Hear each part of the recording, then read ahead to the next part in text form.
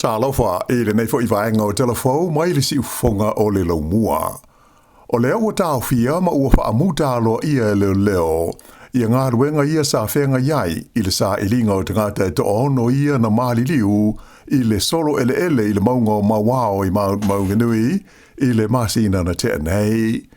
Whailo mai le teita I leo le tu malo le Bay of Plenty o Tim Anderson. Le tau fia ai o ngā ruenga uma sa whenga iai ma le vaenga whaapitoa I le whaamautuina o ingo tangata e maali liu ni whaawalau whaafosei le Disaster Victim Identification po le DVI whaapea ai ma le vaenga mō ngā ruenga sa ili ma ngā ruenga la veai le Search and Rescue. O le fiafio la stona I le sa whailo ai alo ia le nei fuafuanga leo I a inga o tangata uma na whano le soifua I le nei whaalawe whaale natura. Mai ua whaamuta ai alo ia mga ruenga sa whaatino inai I le maunga o mawao I le sa ilinga o tangata ia na tanumi ai I le solo ele. Peitai la o lo tu maupeo na iai ia pā pui pui mo le saunga le mu o lo o si o mi ai le awala o le Adams Avenue ai whapea le mall mo le Marine Parade. Whaalia mai le lita le leo ia Tim Anderson o le angaru lue whaatasi pēr leo ma le pulenga o le City Council ma tangata sue whaapitoa e fuafua ai le whaititi o pā pui pui nei pe a whai e saunga le mu mo tangata uma. Ua whailo mai fwoi le mtanga ruenga le leo lo lātou langolango ino suenga uma o lo whaanga solo e tusai o le nei whaalawe lave. E whaitau se lau leo sa a fia ma fisoaswani I ngā ruenga nei o e pei o na tau sa I ai na marili wai, mai sa mana umi ai le awinatu I le Bay of Plenty o leo mai isi tu malo o le atunuu. O le ale a wai le Palemio New Zealand a Christopher Luxon I le komiti o le file mu po le Board of Peace lea e taiun wai le Palestine a Amerika o Donald Trump. O se whamtalanga tusia mai a Luxon I les foreile taluai, le ana ia whaamaunia mai a I le te ena I le whainga malo so whaatasi o lo tu nei le foe, o le vala au alo ia mai le malo a Amerika, ina ia avea New Zealand masui a wai o le nei komiti o le file mu, I le whainga ma le tulanga o lo whaatu lai mai a I le teimi nei. Ta uai e whapea sa ilo ino to toa le whainga malo le vala au lia le nei mai le Palestine o Donald Trump, ma whai ai le whaaiunga, o le a wai New Zealand I lea komiti o le file mu I le tūlanga o lo o iai le teimi nei. O le whautuanga alo ia le mtanga luenga le vai whafo le AMFET, ua lango I nai e Luxon, ia le whinangalo le li minsta ia wawasa mana ia Winston Peters, ina ia te ena New Zealand le nei vala au mai le Palestine o le malo Amerika. O se whaiunga e lango ina foi, e lona tolu o pati o lo au fiai le whainga malo so whaatasi le vaenga whaupwhai le Act New Zealand. E to tele tangata I le o fia I le a fia o le Palestine o Lucia o Vladimir Putin ia tunu ia o wala awina I Amerika ina ia awai le tonu o le komiti le nei le Board of Peace. O tai o isi tunu o iai Australia, Saudi Arabia, ma Kanata o lo au fia fo ia tunu ia o wala awina. Peitai na muli ane to ave ese le avanoa mo le Palemio Kanata ona oni ese senga o lo iai I le va ma Donald Trump. Ai o isi tunu o la te ena le vala au ina avea masui a wai e au fiai Peretania, Ofalani, Siamani, Sepania, Suetena, Aielani whaapea mo Italia. O le ave ai masui a wai o le komiti le nei o le file mu o Donald Trump e tasi le piliona Tala ia le tupe e aluai po o le taulea o le avea masui a wai o le nei komiti. Ua whamania mai le mtanga luenga le seifua maralo ina New Zealand le si ti ai leo la whainga o tangata wa afia I le mai o le tenki fever po le fever po na iwi I nisi o tunu utua oio le Pasifika. O ia tunu e au fia Samoa, Amerika Samoa, Kiribati, Nauru, le atukuki whapea matu waru. Ai o le atukuki po o le Cook Islands, lea e au pito I silio na mawhatia I lea whaama I le teimi nei. O le malo si ai o le pepesi o le dengue fever i le atukuki, ua whape ai o na whaamawina la whainga e valu se furu ono o tangata ua maua ai le whaamaire nei i le tono New Zealand i le nei tausanga lua afe lua se furu ono. O le fitu se furu lima o ia ngase o tangata sa malanga asia si atu i le Cook Islands po le atukuki, mai o loo mai tawina le sisia e pea o tangata e awhia ai le whaamai i le tonu o New Zealand i vai aso taitasi. Ua whautua ina aitaka malanga, ina ia tau mawhai e pui o la tau tino mai namu, ia e FEB ina e siama o le nei whaamai. O aunga masani o le fiva po na aivi, e au fi ai le maununga whaafosei o le fiva o se tangata, ti ngā le ulu, ti ngā tua mata, ti ngā maso ongo le tino, vai ma le lava, whaafau ma whaasuati, atoai ma le mangeso ma le pata o le tino.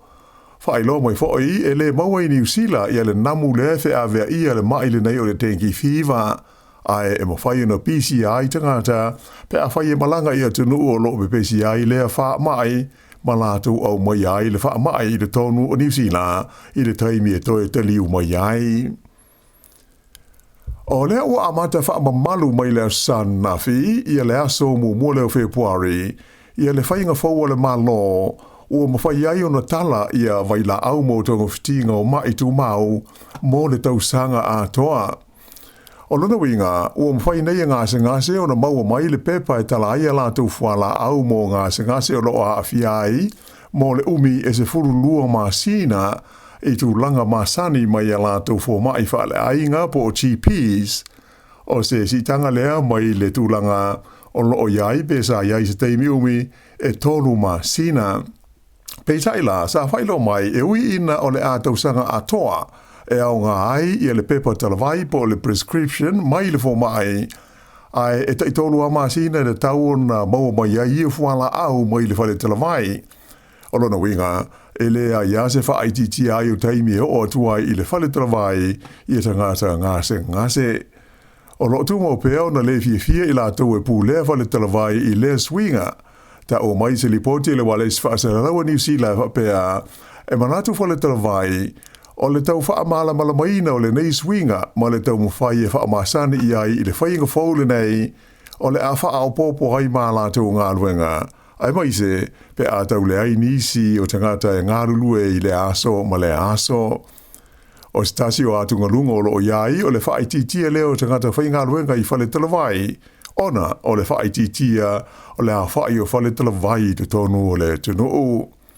Whaali mai le min stars e fua malolo ina ia Simeon Brown, o le whainga whaule nei, o le wha moe le malo, e te tau na wha iti ai le taimi a toa matupe alu, e le vaia leo fo mai, ia po o TPs, mo pepa ia tala mai aia la tu fuala au e mana o mia. O le laina telefoni wha abitoa le sa wha vai le malo, e li po tia ai ia le so ona wha ngaina, o whailo lanu mumu mo papae po o road cones i lungo o wala. E manatu le pātia le leiba, o se vai ngā tupe mau, ia le se lau limas furuafe tā la le ua ngoto ai ia le malo New Zealand. O le teimi nei, o le ua taofi e le o toe wha ua wina ia le Paul Kalame mo le leina telefoni wha apitole nei, e pei ona sa wha vai nai, ma o wha alia i le leiba, o se matua wha mau mautupe ia lea fuafuanga le whainga malo. O se susuenga sa wha foe le work safe, nei no ai mai la whainga e lua se lau limas furu o no fuanga sa asia mo susueina, e na o le 1% na maitawina ai le se ona whaonga ina ai road cones i lungo o wala sa whaiaini ngā ruenga te tele. Whailo mai e le suiso upo le leiba mo mata upu tau i alau whela o inga le rifai pule i a tangi uti kere o le se leni e lata i le se lau limas furuafe tā la sa whaanui nei lea porkalame sa le te tau lavo na mai mawina i lea whainga e pei o na mana o ai le whainga malo so whaatasi ai tele isi vaenga sa tau o na ave i ai le se leni mo le whaale le i ai o le mau whaafi tahuli o lo tūlai mai le atu nuu i le teimi nei. O le tausanga na tēnei lea sa whaavai na ai lea leina telefoni whaapitoa e le malo I se vaenga o la tau swinga I mata upu tau le saunga le mu ma le soifua malolo ina o tangata. Pei ta ai o le o toe whaapawhala nei, ma ua tā ofi e le toe whaaua wina. Whaalia mai le minsta sa whea ngai ma le Paul Kalame o Brooke Van Velden, o le Paul Kalame le nei, ua na o se whaataita inga sa fia I loa ai, pe mana o mia se whainga whaapea e wha I loa ai ma natu o tangata, I le wha o ngā ina leo Cones I lunga o Wallet Tele, pe a iaini ngā ruenga e whaiai mai lea taimi I lea taimi. E taulu se 4% le ua whaapa uai le la fonga mo le vaenga o le puipuinga o whaamai o no whaunu fo le mai I le tono New Zealand, po le vaenga o le biosecurity, o le la fonga o tū mo le puipuinga o tua oio New Zealand, le border processing levy. O le tau po o le tongi le sa iai mua le nei la fonga, e se furu ono ta la iwa lua sene, a o le la ua pa unei, I le nā o le se furu lua ta la ma le tolu sene, o se la fonga e tu tongi, e ta ngata malanga umai uru fale mai, e awala I malaiwa alele wha ale vāo mālo o New Zealand. O le la fonga o tū o le border processing levy, e whaatupe ai ngā luenga e pei o ta I whauia o lo wha au ngai malaiwa alele, e sue nai ato mauta a pasese, mōni fuala au wha asaina, ai maise o masini e wha ata ai ato pa o mauta mai whafo, ato o maisi vaenga tau le puipuinga o ni wha mai, e ono wha aulu fo le mai I New Zealand. Na mafua na si tia le la fonga le nei, ona o le taunga tau I ngā luenga I le taimi, na pe pesi ai le wha mai COVID-19 funu maleiva. Wha iloa le ministan ta ngā luenga o le puipuinga o la aumalo fumanu o Andrew Hogarth, o le ua wame ona toe foi I le tūlanga le lei fe malanga inga I waalele wha ale vāo mā lo. Mai ua wame ai ona toe wha ale lei e tūlanga sa wha ale tonu ai ia ngā ruenga nei I le taimi o le COVID-19 fulu maleiva. O le so ua toe ai le tele wa onga, ai maise o kolisi ma onga maulunga I le amatanga o le kuata buobua o le neitausanga lua afe luas furuono, ai o le whaafita au li tele o lo ofera I pēr mo se vaenga tele o mātua, o le lava leo le whaasoa I le tau o toninga mo ofua onga, ai maise o mea onga le whanau. O le tausanga na tenei e whai tau fia se furuafe le au whai o ainga sa talusanga, mo se whasosoani whaabitoa tau tupe, ia e ta ua o le hardship payments, mo le whaatino I nai o le tau o le toi whoi o whanau ia onga. E siri atu le tolus furma le valuafe, le au whainga o talusanga mo le itu a inga whasosoani, sa talia ai I le tausanga taluai. O se tau a whaina o, I le se furma le tasi miliona Tala, e le tongi ai o fua onga ma mea onga whanau, ina ua toea ai ala toa onga. O le nei tausanga e pei ona liputia mai, e to tele matua o sa ili atu I lunga o le Facebook, mo whaasa launga mawaini o futo ninga second hand, e ai ala tau whanau I kolisi ma onga ua ulu whale atu iai I le amatanga o le nei tausanga. Whailo mai il tamaita isusue o le University o Otago o Johanna Reedy, o le tele lava o ainga e pei o le tau o toninga ma le tau o mea onga maisi vahaya ngā tupe mo bia mo le ai o whanau I ala taua onga, o le whaafita auli au tūlea o lo whengai pēr malatou I le nei taimi o le tausanga. O le suenga le nei tamaita aisa a fiaini a onga po ni kolisi te tele se tolu e feifilo iai tama mateine I te tonu o le laumua I Wellingtone. Ua whaino mai e leo e to tolu te ngata na whano le soifua ona o ni whaalawe lawe tau ta male na te tupu I le whaeunga o le vai aso.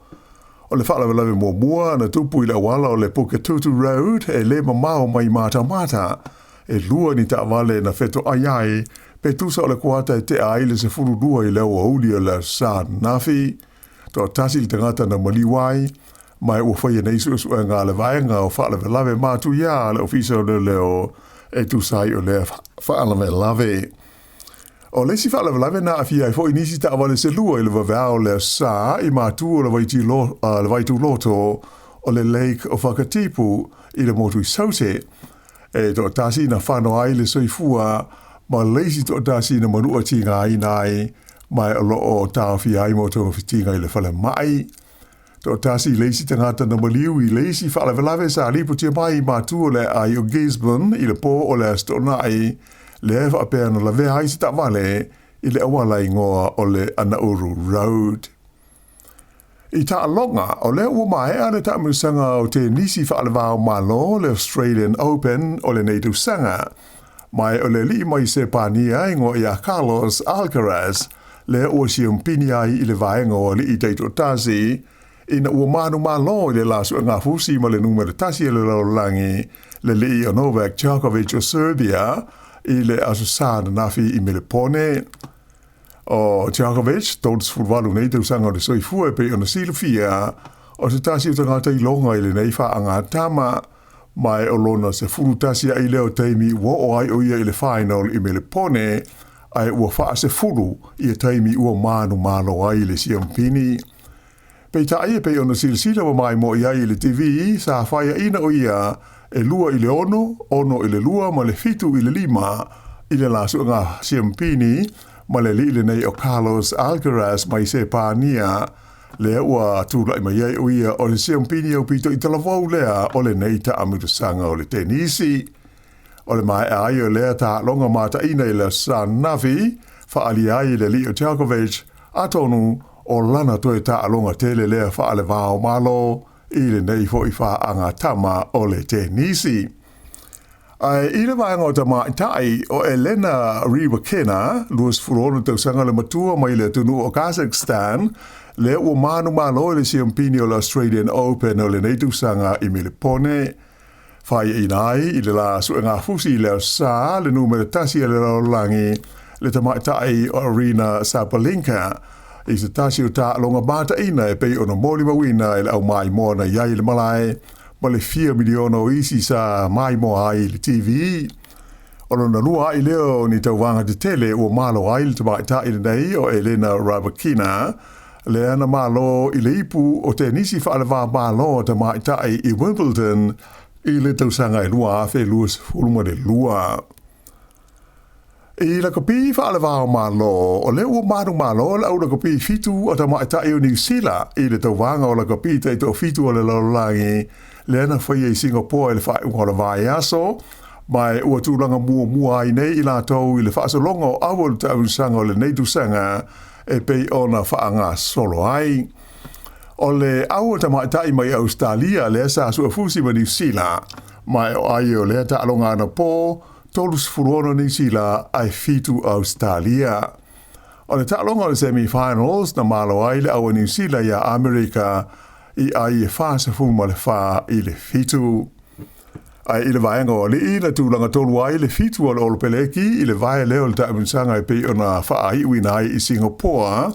na su e fusi ai New Zealand a na su e ai New Zealand ma a whirika I saute ia le tūlanga tolu ma malo ai New Zealand ai e se fulfa I le se fulua. Ai pei ona mai mo ai I le TV na malo le awa fiti ia New Zealand I le la ta'alonga o le semi-finals I ai e luas fultasi I le se fulfa. Ona su e fusi ai leo fiti ma falani ma manu malo ai le awa fiti I ai e luas fultasi I le se fulu ma le lua.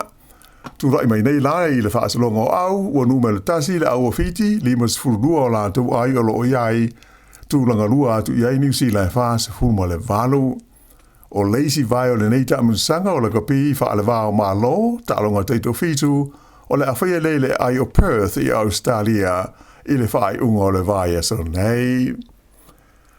I tālonga awheleti o le ua whaatua le talavau mai New Zealand o Sam Roofs, furuono tau sanga le matua,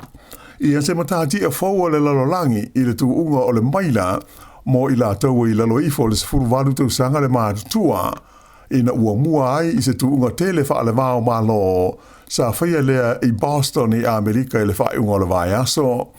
O le taimi o Sam Ruth sa wha mawina I le tuunga le nei sa whaia le toro se whale po o le indoors I le tawanga e ta ua o le John Thomas Terrier Classic I le Boston University e tolu minute fast furwalu te si valu se kone o le taule le nei o Sam Ruth e pei ona ta ua foi inisi o tātou li poti o mawai o le talavau mua leo New Zealand ua sawa atu lona taimi e moe ai le tu unga ma maole nei o le maila, lea ua ia whaalea o ngā ina ai ma le matatia mo le nei tu unga sa umia i le fast fulfadu sanga e le liita mo e tauta ua o New Zealand o John Walker. O lea matatia John Walker sa whaatuina i ta'alonga whaale vāo mālo na whaia i Oslo i le tausanga tasi iwa vanulua i lona taimi e 3 minute 5 sekone i se tu unga sa whaia i whafo po le outdoors meet. E tolu la isi tu unga whaale vāo mālo o le atau vāi i a le li nei o Sam Ruth i le masina le nei a o le ito e fwoi mai mo sa iringa siampini o ta'alonga a Whelete New Zealand ia e whaia i le amatanga o le masina fau o mati. Ia o le whaai unga na nāre nei vaenga o telefau